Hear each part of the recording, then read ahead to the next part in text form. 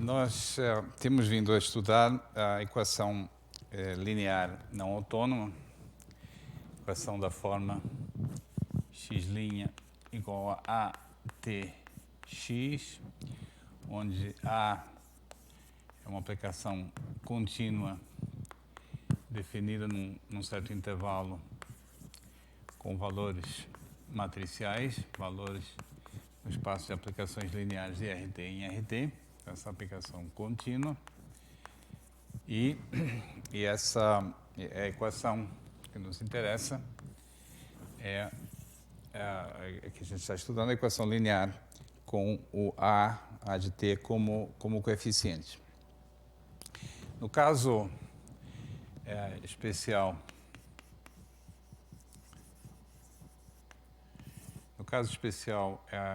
de dimensão 1, dimensão igual a 1, a equação pode ser escrita como A de t vezes x. Essa é uma equação a variáveis separáveis.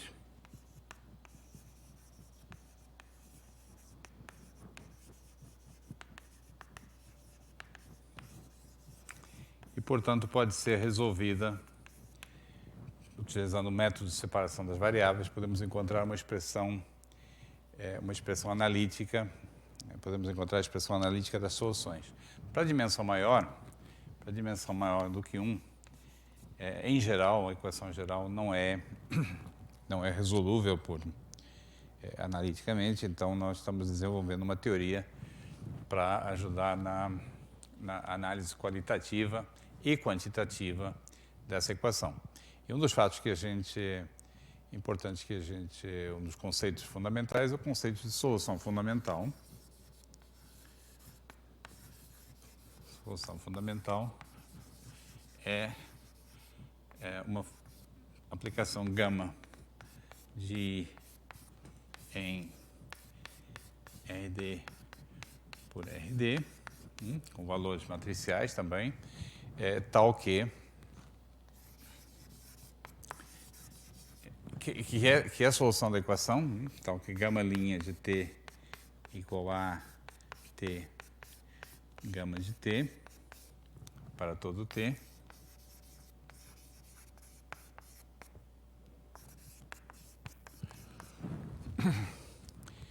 Esse é um conceito chave na teoria, o conceito de solução fundamental, que, de certa forma, codifica todas as soluções, e essa condição aqui é equivalente a dizer que os vetores coluna de gama de t são soluções da equação original. Eu hoje quero focar num caso particular dessa teoria, que é o caso em que o A de t é uma função periódica. Aí, nós falamos de equação linear com coeficientes periódicos. Então, vamos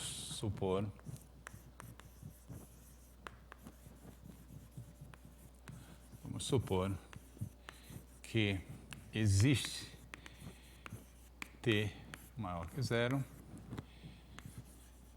tal que A de t mais t é igual a A de t para todo t. E aqui estamos falando...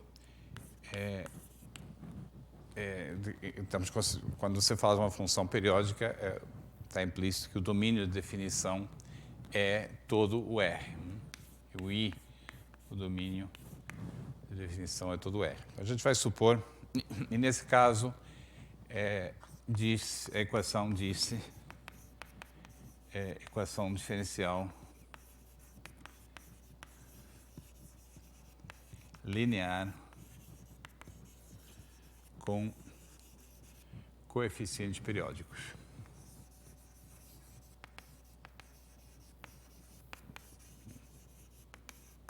Os coeficientes são as entradas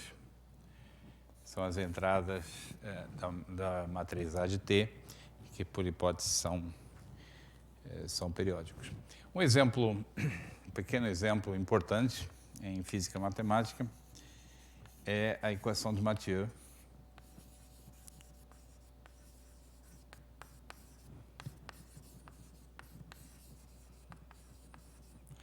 que é a equação de segunda ordem dada por x, duas linhas, igual a mais b seno de t x.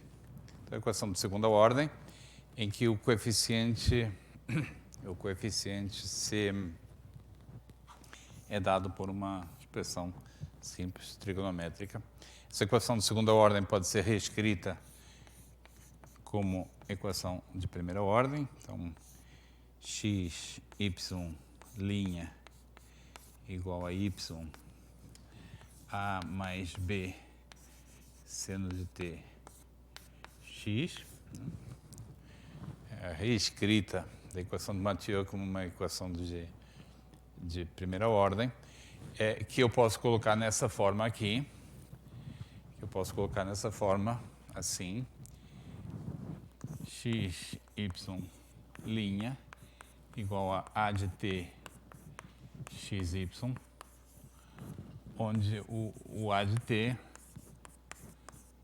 é dado pela matriz, vejamos, para que dê isso aqui, é 0, 1, a mais b seno de t, 0. Essa é uma equação que aparece como modelo em certas situações importantes em física matemática.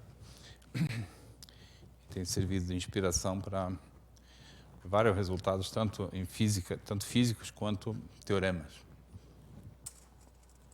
Observem que o traço da matriz A de t é identicamente nulo. O traço, a soma dos coeficientes da diagonal, é identicamente nulo. E se nós utilizarmos a fórmula de Liouville-Ostrogradski,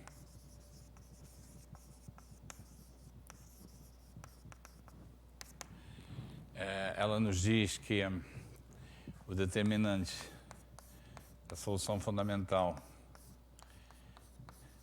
qualquer solução fundamental, satisfaz essa relação.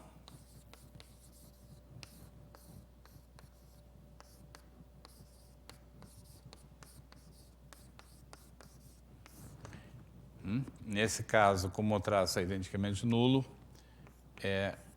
a gente tem que a expressão simplifica, ou seja, a aplicação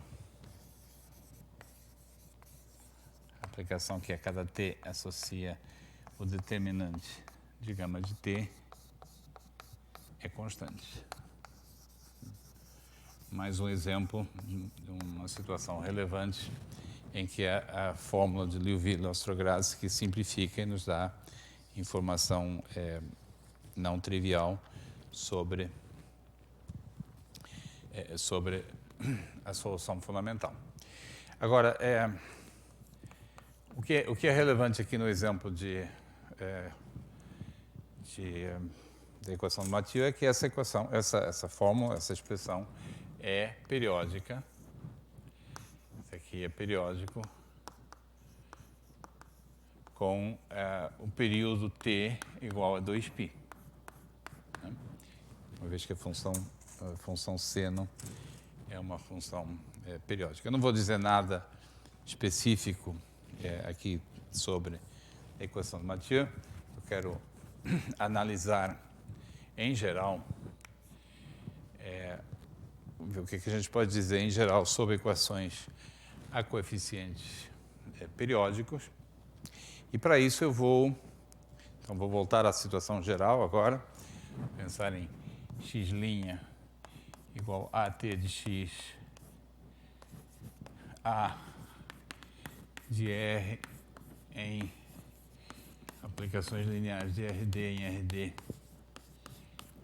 periódica, né? Com A de T mais T igual a de T para todo T. Eu vou tentar entender o que pode ser dito nesse caso sobre soluções fundamentais da equação, nesse contexto aqui. Então, seja gama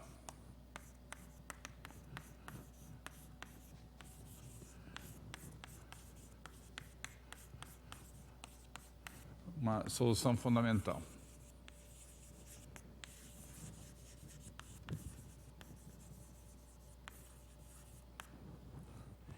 E eu quero tentar explorar consequências para a solução fundamental da periodicidade do coeficiente A. Então, para isso, eu vou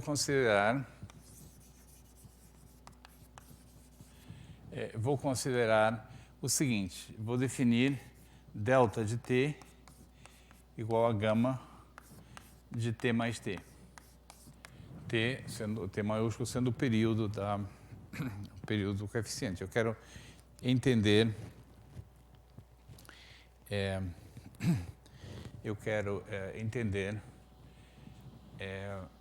a relação entre essa função e a própria solução fundamental. Bom, observem o seguinte: delta' de T,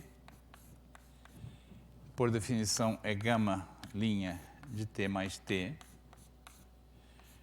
E como o gama é a solução fundamental, isso é igual a de T mais T vezes gama de T mais T.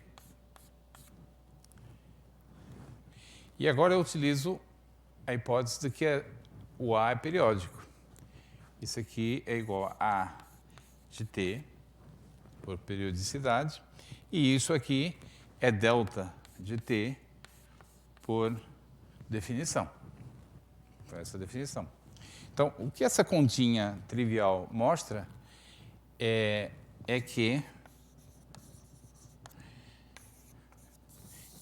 delta de T, delta também é a solução fundamental.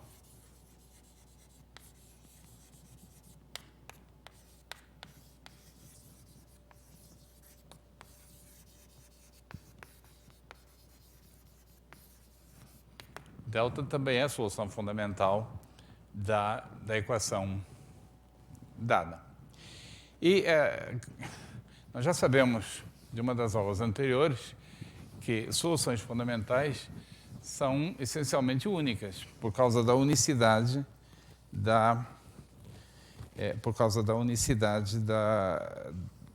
das soluções, uma vez fixada a condição inicial. Então, o que essa observação nos diz é que, por um resultado que a gente viu semana passada, é que existe um isomorfismo linear P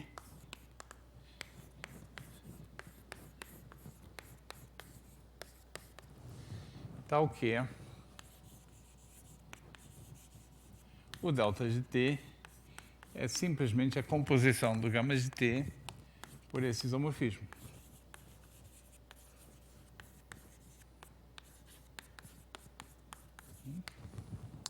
Fato que a gente observou semana passada. Em outras palavras, gama de T mais T é igual a gama de T vezes P. P é um isomorfismo. Pois bem, aqui eu vou enunciar uma proposição e a gente vai gastar algum tempo depois, analisando a prova e o conteúdo dessa proposição. A proposição é o seguinte, diz o seguinte: dado qualquer isomorfismo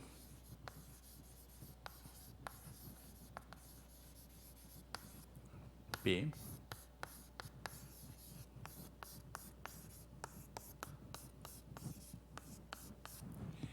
existe uma aplicação linear B, deixa eu chamar outra coisa, Q, tal que E elevado a Q é igual a P. Então, o que diz essa proposição? Que qualquer aplicação linear que seja um isomorfismo é exponencial de alguma aplicação linear. Ela diz que o conjunto de valores da aplicação exponencial, que a gente definiu um tempo atrás, contém todos os isomorfismos. Ou, talvez de maneira mais rápida, ela diz que qualquer isomorfismo linear admite algum logaritmo, admite alguma aplicação linear cuja exponencial é o isomorfismo dado. Tá? Então, essa proposição é assim que tem que ser lida. Aplicações lineares, em geral, não têm necessariamente logaritmos, pela mesma razão que nem todos os números reais têm logaritmos. Por exemplo, 0 não tem logaritmo. Mas isomorfismos lineares, sim, têm logaritmos, é o que essa proposição aqui significa. Bom, há um detalhe que eu vou discutir com algum cuidado ao longo do resto da aula. Nesse momento eu vou só escrever, é que para que esse enunciado seja verdadeiro, nós temos que ser um pouco flexíveis quanto ao que. E, de fato, em geral, nessa generalidade, o logaritmo pode ser complexo. Isso é pela mesma, tá ligado ao fato, por exemplo, de que nem todo número real tem logaritmo. Nem todo número real diferente de 0 tem logaritmo. Números negativos não têm logaritmos reais, mas têm logaritmos complexos. No espaço dos complexos, é um pouco isso que está em causa aqui. Tá? Mas eu volto a comentar sobre isso. Vamos analisar um pouco essa questão. Pois bem, então, vou deixar a prova da proposição para mais tarde e vou explorar um pouco o significado dela. A prova não é particularmente interessante, é uma aplicação da forma canônica de Jordan, mas vou aqui explorar essa proposição. Então, a partir daqui, usando a proposição,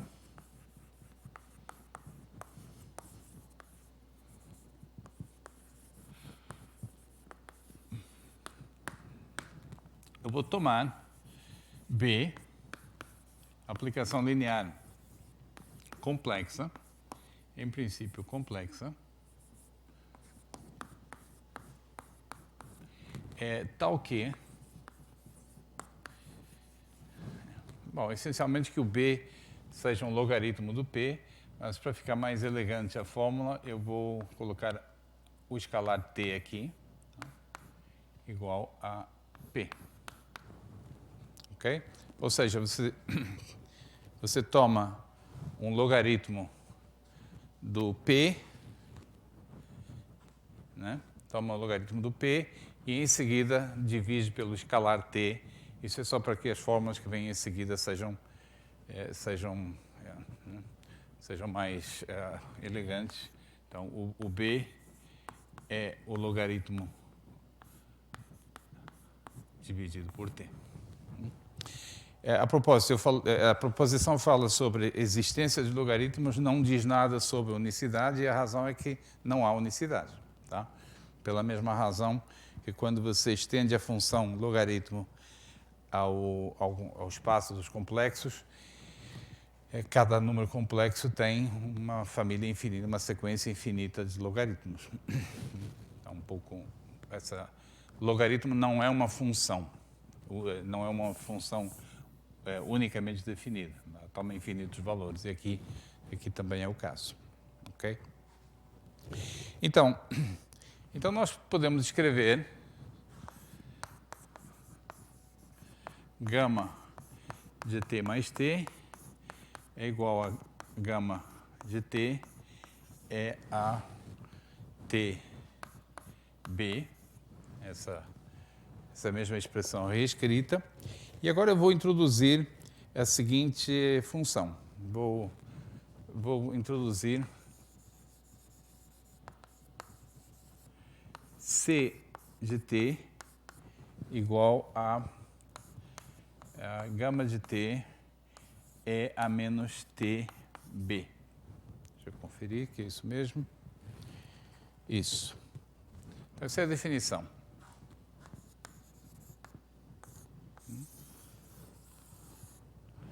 Função gama de t, a função c de t é dada por gama multiplicada por e a menos tb. Então, o que a gente tem aqui? Primeira observação. É trivial. Gama de t é c de t é a tb. Só tem que multiplicar por e a tb dos dois lados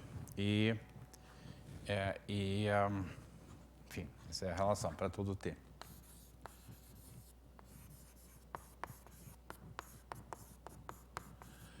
Segunda observação é que c de t mais t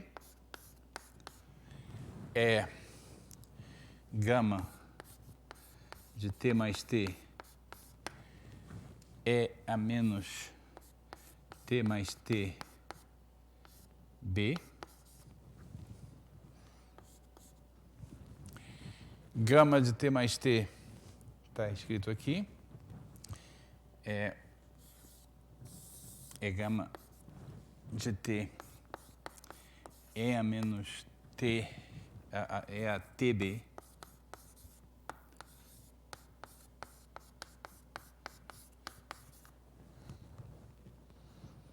Não é? E agora, essa exponencial aqui com t maiúsculo b cancela com aquela outra aqui. Então, fica igual a gama de t vezes e a menos tb, que é precisamente a definição do c.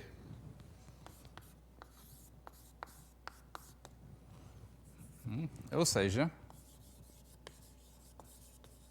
c é uma função periódica de período t. Okay? Nada disso aqui é profundo, é basicamente mexer com as definições, mas constitui um teorema importante da teoria das equações diferenciais, que é o teorema de Floquet.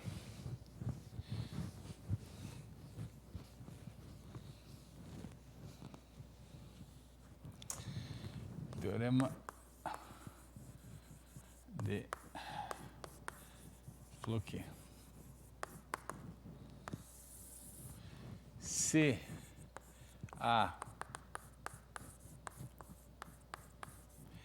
é periódica de período t, então existe. Então, para qualquer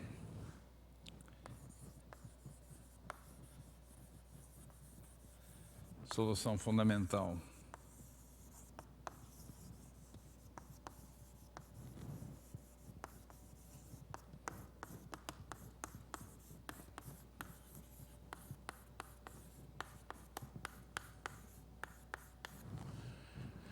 existe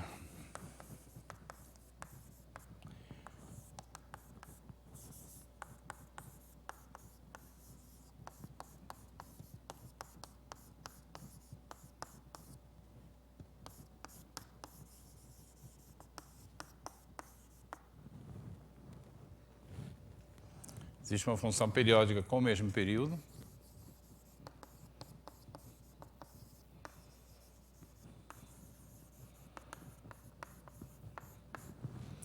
E existe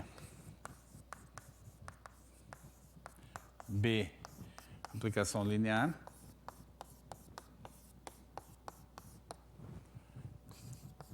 Tais que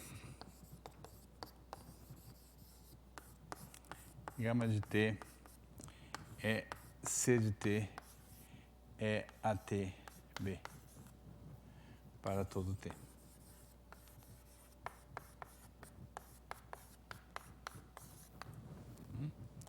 Então, uma maneira de ler o teorema é que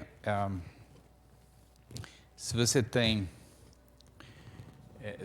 uma equação linear com coeficientes periódicos,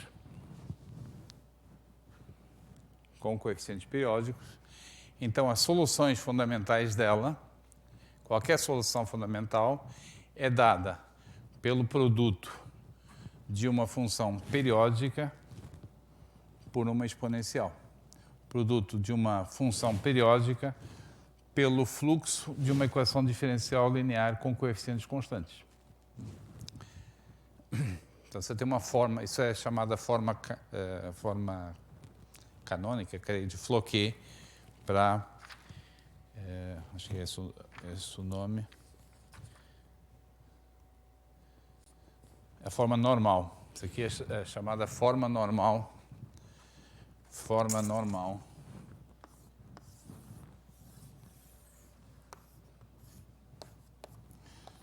Forma normal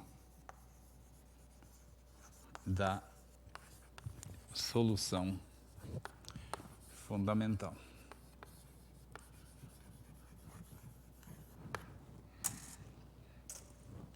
Ok? O teorema de Floquet é essa afirmação. Numa equação linear com coeficientes periódicos, você consegue as soluções. Você tem uma fórmula, um tipo de fórmula para as soluções fundamentais. São produtos de uma função periódica por uma exponencial, por um fluxo linear de uma equação diferencial com coeficientes constantes. A prova desse teorema é a conta que está feita aqui. Já encontrei o B. B é 1 sobre T vezes um logaritmo da matriz P. Então, é um exemplo. De fato, o teorema de Floquet é um exemplo de um teorema profundo. Eu vou tentar explicar por que ele é mais profundo do que parece. É um teorema profundo que, na medida em que foi sendo bem entendido e o formalismo da teoria foi sendo construído, acabou parecendo trivial, porque o formalismo já está pronto para que o teorema caia facilmente. O que o teorema... Se vocês pegarem um livro com 100 anos de idade, de equações diferenciais, um livro do início do século XX, vocês vão encontrar esse teorema lá. Ele é ponto fixo em qualquer bom livro de equações diferenciais, mas vão encontrá-lo enunciado de uma forma que parece bem diferente. E vou tentar explicar essa maneira de entender a interpretação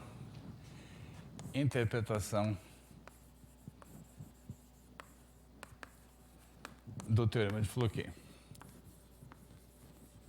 Que é essa interpretação é o modo como ele costumava ser enunciado. Interpretação do teorema de Floquet. Então, a gente começa com a equação x' igual a de t x com coeficientes periódicos.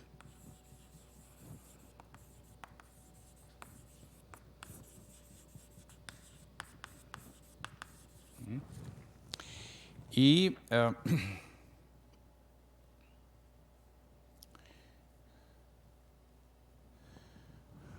vamos fazer a mudança de variável.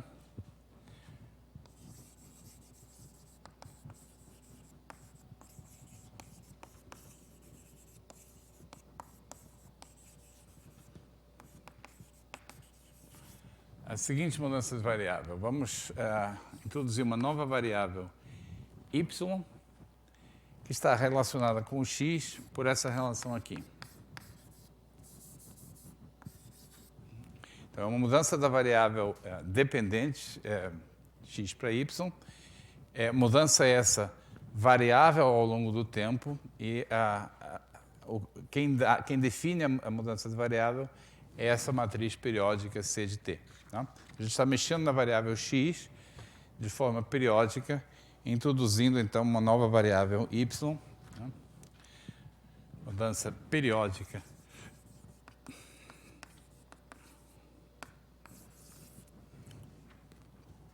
De acordo? Então, o que a gente sabe sobre o x? Primeiro, vamos calcular a derivada do x. X' é igual, isso é um produto, C de t y' mais C' de t y. Por outro lado, x', o x é a solução da equação, portanto é igual a A de t vezes x, que é A de t C de t vezes y. O que eu estou querendo fazer com esses cálculos? X é a solução desta equação diferencial. Eu fiz a mudança de variável, agora a minha variável principal a partir daqui vai ser o y, eu estou eliminando o x, substituindo pelo y, e eu quero tentar entender o y. Quero tentar entender o que eu posso dizer sobre o y.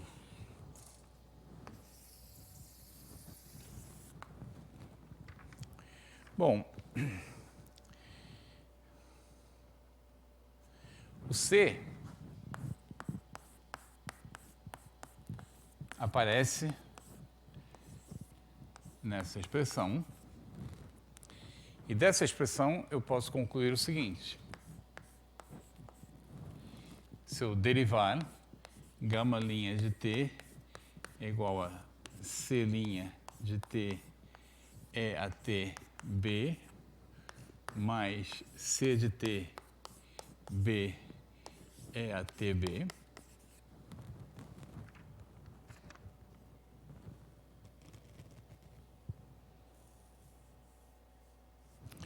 mas gama' de t, como gama é uma solução fundamental, é igual a de t gama de t, o qual eu posso ainda substituir por A de t, C de t é a tb. Esse cálculo tem tudo a ver com o método de variação do parâmetro. Formalmente de novo o método da variação do parâmetro, dessa vez utilizado com outro objetivo, mas é a mesma ideia. Você olha para essas duas relações e conclui o seguinte. Conclui então que A de t, C de t é a tb é igual a C' de t é a tb mais C de t b é a tb.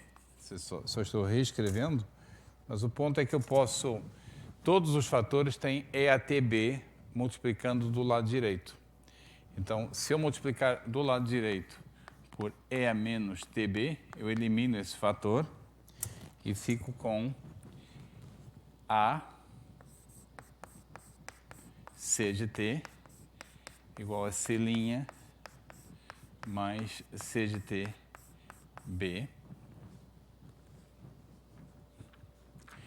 ou ainda C' de t igual a de t C de t menos C de t vezes b. E agora eu quero que vocês prestem atenção nessa igualdade e nessa aqui.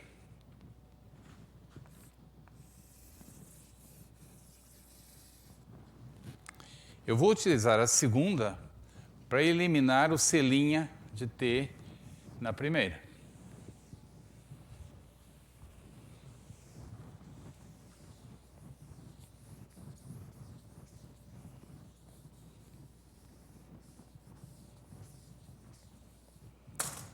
Então, substituindo essa expressão ali, eu tenho o seguinte: A de t, C de t, y, igual a C de t, y', mais, e onde está C', eu substituo por essa expressão.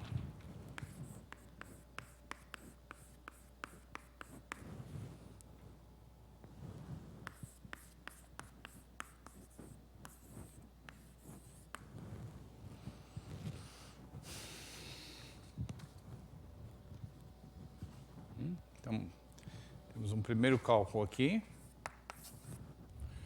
um segundo cálculo aqui, são parecidos, são usando basicamente o fato. E aí, se eu juntar esses dois cálculos, eu obtenho essa relação aqui. Que diz o quê?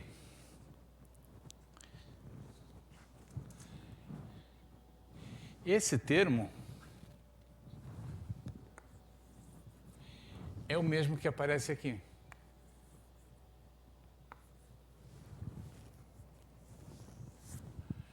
Esse termo é o mesmo que aparece aqui. Portanto, essa relação simplifica para C de t, y' mais menos C de t, by igual a 0.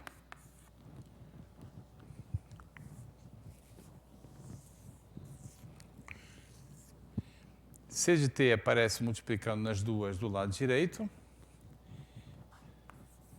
Multiplico pela inversa. Y' menos by igual a 0. Ou seja, y' igual a by. Então veja o que aconteceu aqui. O que aconteceu? Começamos com uma equação diferencial, essa equação diferencial aqui. Começamos com essa equação diferencial com coeficientes periódicos. Fizemos uma mudança periódica de variável. Essa mudança aqui. E na nova variável, na variável y, na nova variável, o que a gente obteve foi uma equação autônoma, uma equação linear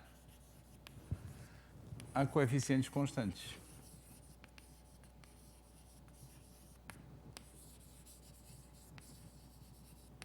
E esse é o enunciado do teorema de Floquet.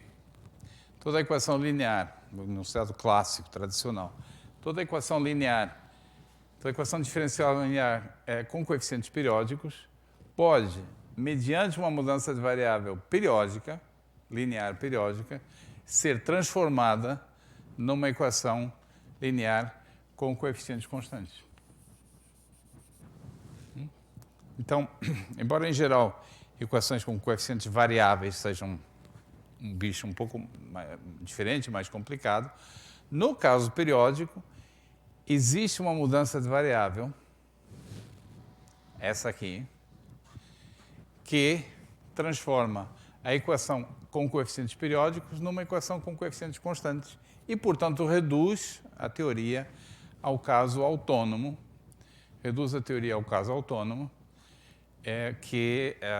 cuja solução a gente já conhece e é dada por esse fluxo linear aqui, EATB.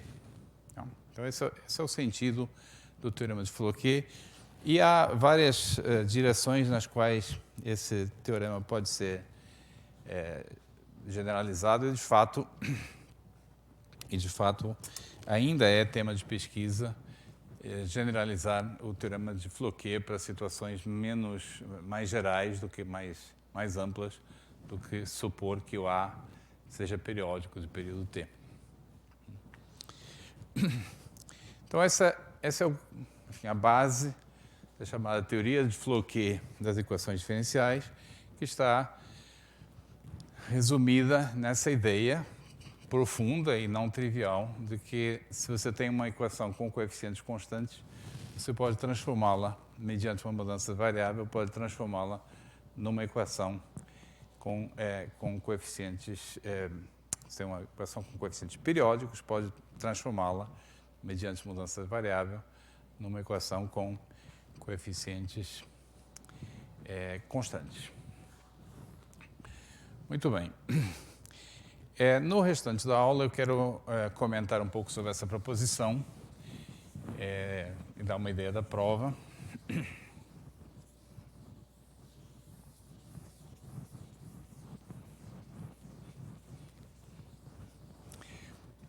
A proposição tem uma coisa um pouco desconfortável, que é o fato de que a gente só consegue, em geral, logaritmos que logaritmos sejam complexos. Isso não tem muita escapatória, é assim mesmo, mas eu quero comentar aqui um pouquinho como é possível contornar isso aí. Então, antes de falar da prova propriamente dita da proposição, quero fazer duas observações. Observação 1 é que sempre é possível encontrar outra função d com valores reais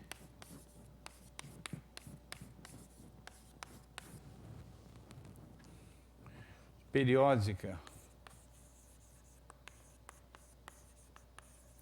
com período 2t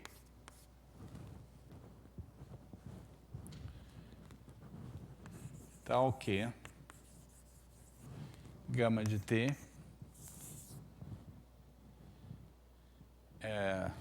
e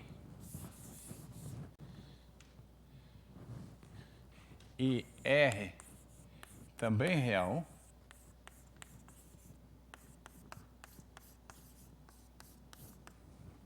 tais que gama de t é igual a dt e elevado a tr para todo t.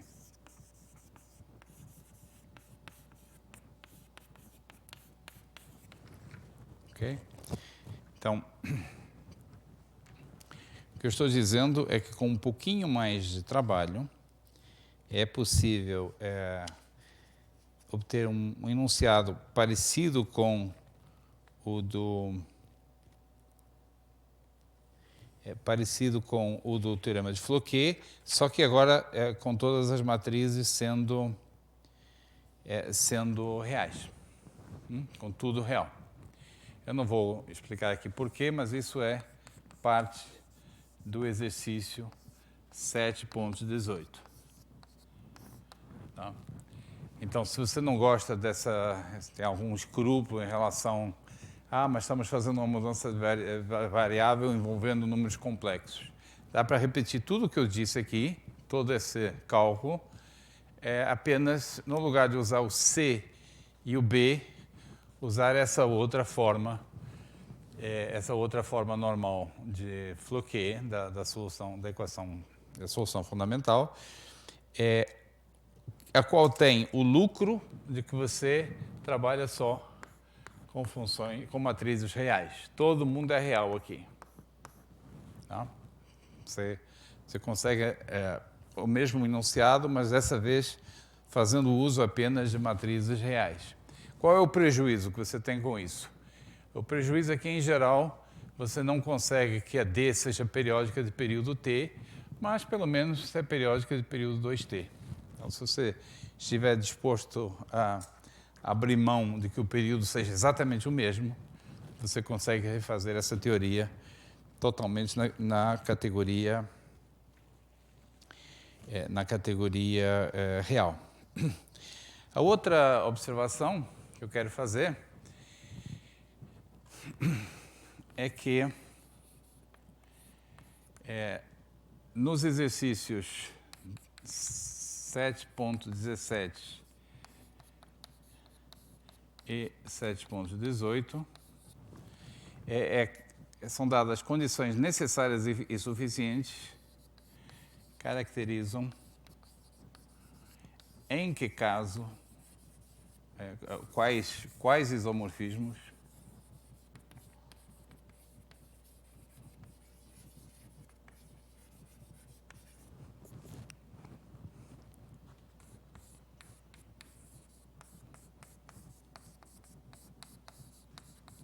têm logaritmos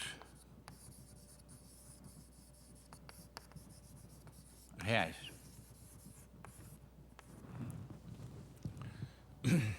Por exemplo, se o isomorfismo só tiver autovalores reais, se todos os seus autovalores forem reais positivos, então isso é suficiente para que o P tenha algum logaritmo real, alguma matriz Q real.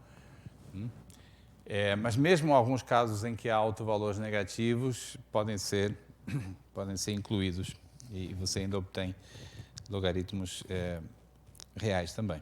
Tá? Esses são exercícios 7.17 e 7.18. Então, como é que é a prova dessa proposição? Não vou tentar provar tudo, mas vou dar uma ideia da demonstração.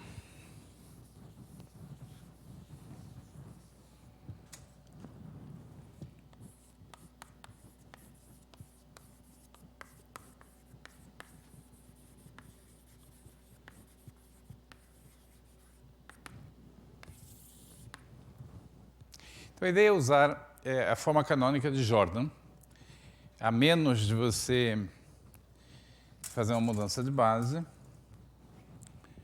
a qual não é relevante nisso aqui, a menos de mudança de base,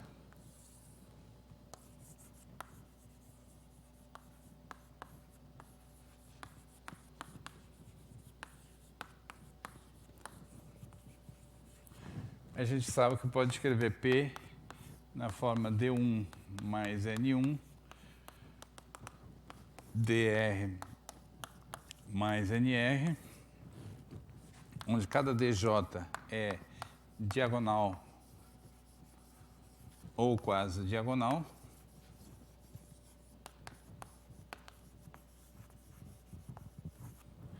E NJ é nilpotente.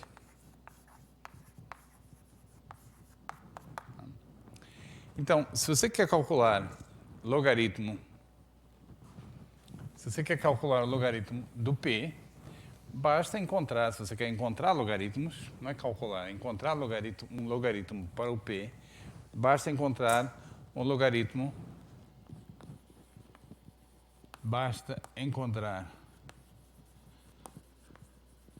QJ, tal que a QJ seja igual a DJ mais NJ, J desde 1 até R, e depois tomar Q igual a Q1, Q2, QR. Pelo modo como a exponencial funciona, se você consegue um logaritmo para cada uma dessas aqui, você encontra o logaritmo para a matriz toda, simplesmente tomando bloco a bloco. Tá? Então eu vou mostrar como fazer isso em alguns exemplos e aí os demais são versões um pouco mais enroladas, mas essencialmente é a mesma ideia. Então, primeiro caso particular. Então, de fato,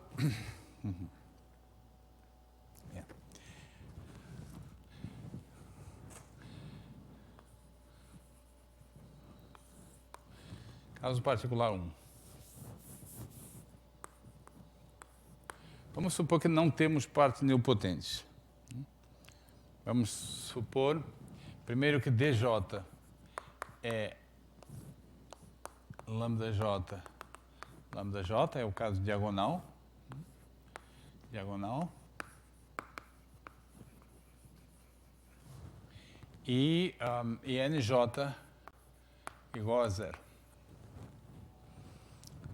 Ou seja, nossa primeira matriz para tirarmos o logaritmo é a dj igual a lambda j vezes a identidade. Bom, essa aqui é muito fácil, porque nós sabemos que ao exponenciar uma matriz diagonal, o que a gente faz é exponenciar coeficiente a coeficiente. Então, aqui basta tomar QJ, tomar logaritmizar coeficiente a coeficiente.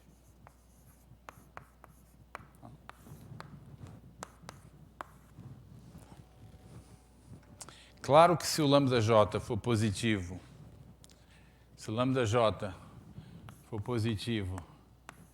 a gente pode tomar, podemos tomar o logaritmo real.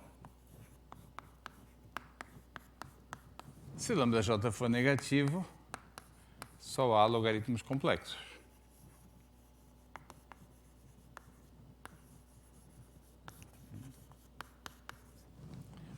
O caso em que o lambda j é 0 está excluído porque, pela nossa hipótese de que P é um isomorfismo.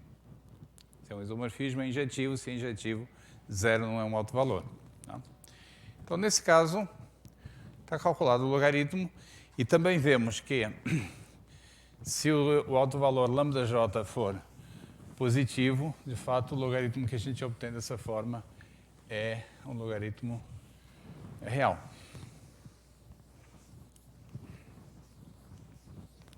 Segundo caso.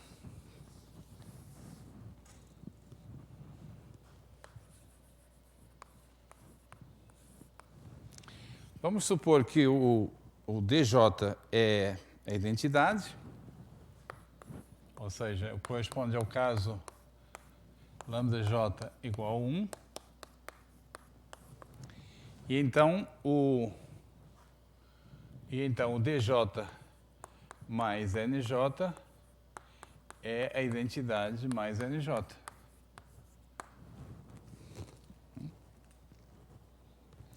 E a gente quer, então, calcular o logaritmo, encontrar algum logaritmo da soma da identidade com uma matriz nilpotente. E aí a intuição vem do seguinte, a intuição vem dos números reais.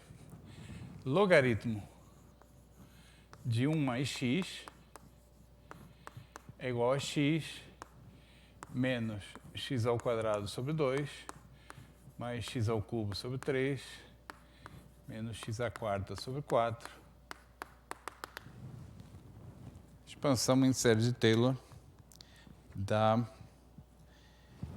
expansão em série de Taylor da função logaritmo. O que isso sugere? Lembra que a exponencial de matrizes foi definida usando a expansão em série de Taylor da função exponencial real e simplesmente adaptando, tomando formalmente a mesma série. Então, isso aqui sugere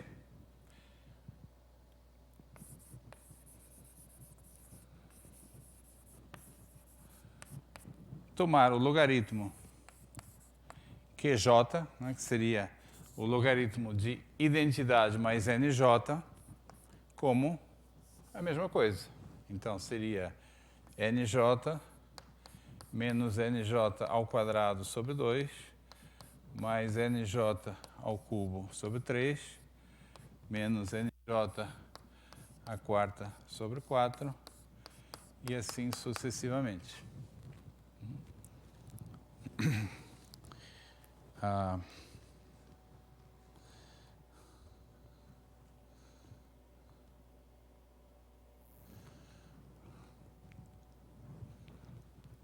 ok? Essa seria a dica, usando esse conhecimento da expansão em série de Taylor da função logaritmo real, buscar o logaritmo de identidade mais NJ, um logaritmo, nessa forma. Há duas coisas a serem verificadas. A série converge. Bom, essa é a parte trivial, porque lembrando que NJ é nilpotente. Portanto, alguma daquelas potências é zero,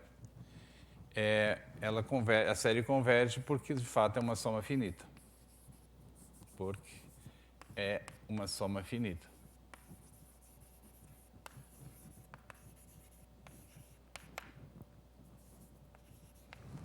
Ok? Uma soma finita, a questão da convergência não se coloca. A outra questão a ser verificada é se realmente funciona como... E vejam que isso aqui é melhor do que no caso real. Não há nada correspondente a isso no caso real. Estamos numa situação em que mais rica quando trabalhamos com matrizes. A outra questão é verificar se de fato é um logaritmo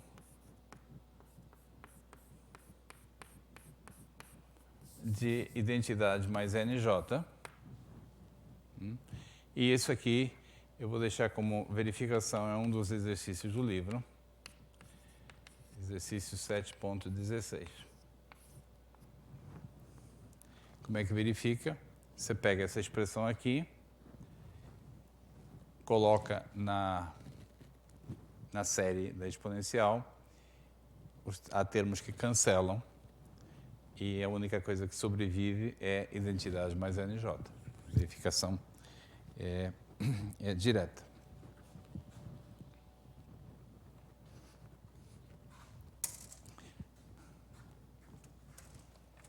Ok? Então já sabemos tirar logaritmo de matrizes diagonais e também sabemos tirar logaritmo de identidades mais nilpotentes. Esses dois casos nos permitem tratar o caso geral, real. Caso real, que é o caso em que DJ é lambda J,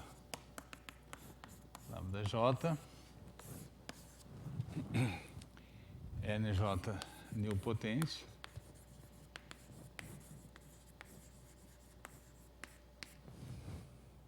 e a gente quer então encontrar um logaritmo para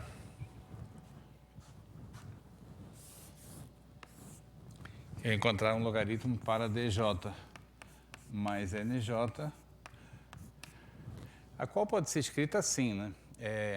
Lambda J identidade mais NJ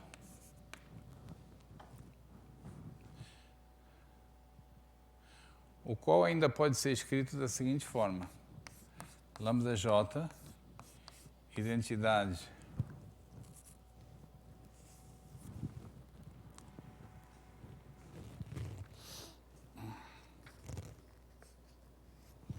isso. Lambda J identidade vezes identidade mais NJ sobre lambda J.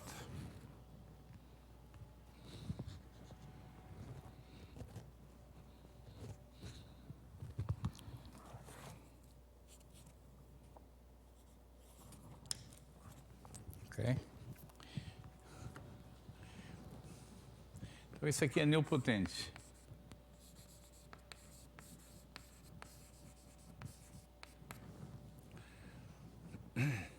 Como é que a gente calcula um logaritmo para isso aqui? Primeiro, toma Q1 tal que é a Q1 seja lambda Ji.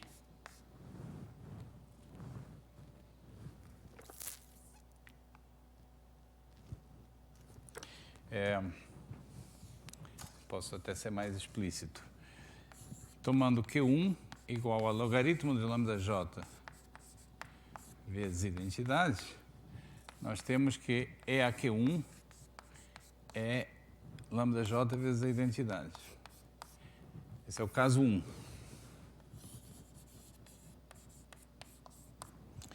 Caso 2, nos fornece uma matriz Q2, tal que EAQ2 é identidade mais NJ sobre lambda_j. Uma vez que NJ sobre lambda_j é nilpotente, o caso 2 fornece uma matriz, um logaritmo para isso aqui.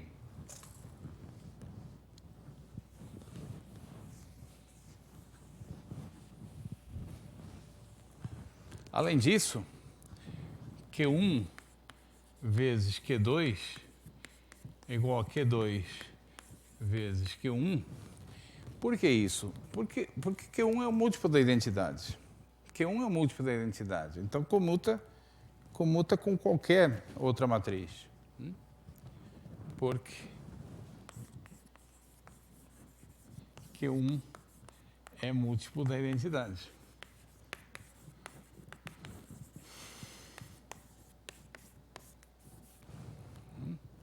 Então, isso aqui dá que EAQ1 mais Q2 é EAQ1 vezes EAQ2, que é, pela conta que está ali, DJ mais NJ.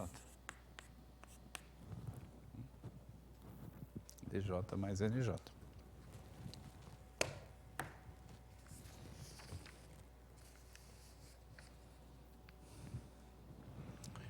Ok? Então, recapitulando.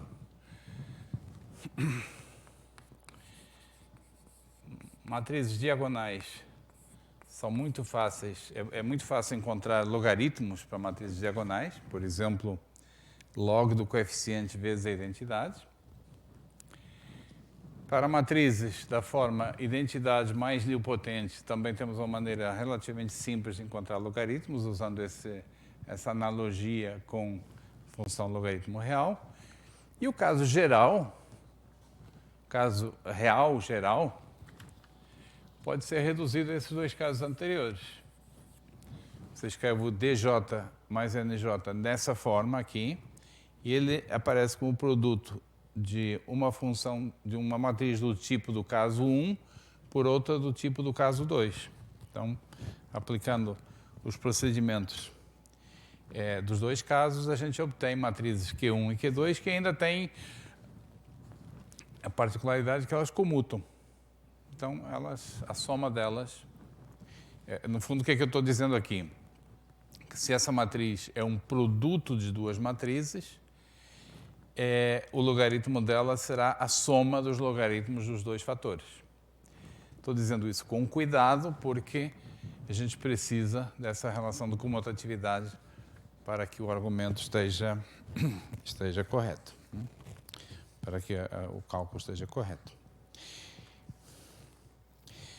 Fica faltando, para terminar a prova do teorema dessa proposição, fica faltando o caso complexo, que eu não vou fazer aqui, está feito no livro com todo o detalhe, e não é essencialmente diferente desse aqui. E como eu comentei, nos exercícios 7.17 e 7.18 há uma discussão, uma caracterização, condição necessária e suficiente para que o logaritmo de uma matriz seja, uma matriz real seja real.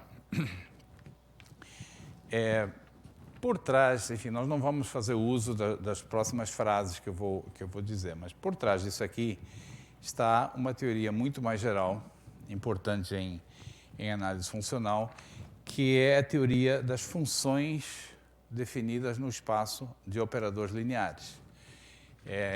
Em geral, você pode pegar uma função f de x, função real, e tentar dar sentido para f de a, em que a função é formalmente a mesma, mas você, no lugar de considerar aplicada em números reais, considera operadores lineares.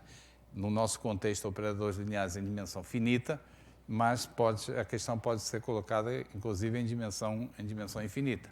Então, aqui no curso, nós falamos no caso, f de x igual a e elevado a x, e eu estou, de certa forma, falando também do caso da função logaritmo, mas há toda uma teoria para definir e caracterizar funções mais gerais.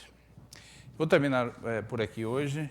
O material de hoje está na seção 7.5 e os exercícios